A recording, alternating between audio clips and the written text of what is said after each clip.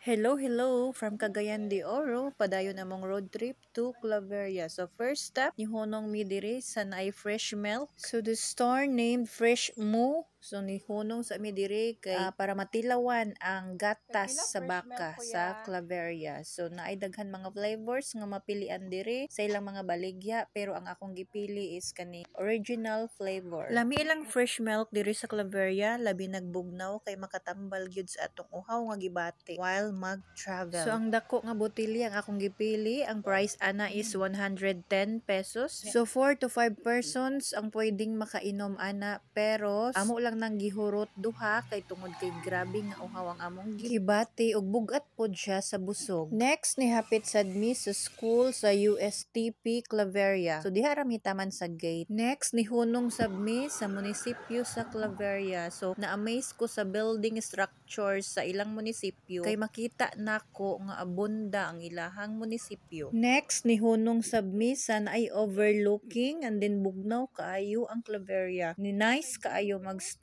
diri. Daghan kayog overlooking, so makapawala sa kakapoy sa travel. Next ni hunong mi sa sikat nga view dinhi sa Claveria, ang view deck. 30 pesos ang entrance fee ana per person, so libre na ang mga sakyanan ug motor nga mosulod diha. Naglaway ko sa mga display sa mga mangga, so namili ko didtog manggang hinog. Tag 80 pesos ang mangga diha. Mangga nga roso ni akong napili nga mangga. After na mo nagbayad sa entrance fee nga 30 pesos per person, so nisulod na dayon mi diha sa view deck area. While nagtan-aw mi sa overlooking area diha, nanggilok yun akong mga tiil kay kuan kaayo, lalom kaayo na siya tan-awon sa personal. And then plus factor, lami kaayo ang hangin, makarelax, makapawala sa kakapoy. Gi-feels na ko ang moment diha, so nag-video pod ko diha sa view. Kung gusto mo magpa-picture, pwede sad mo magpa-picture anang lalaki nga nakapula, and then iyang i-print diretso ang picture, mabayad lang mo og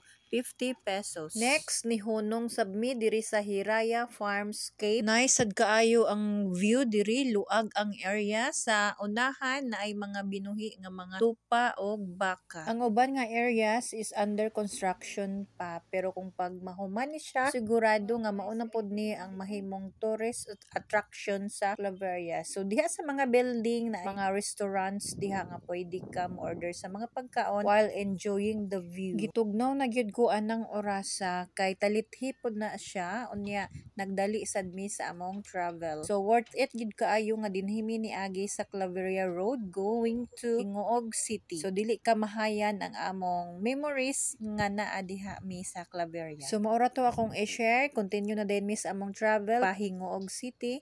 So thank you for watching. Bye.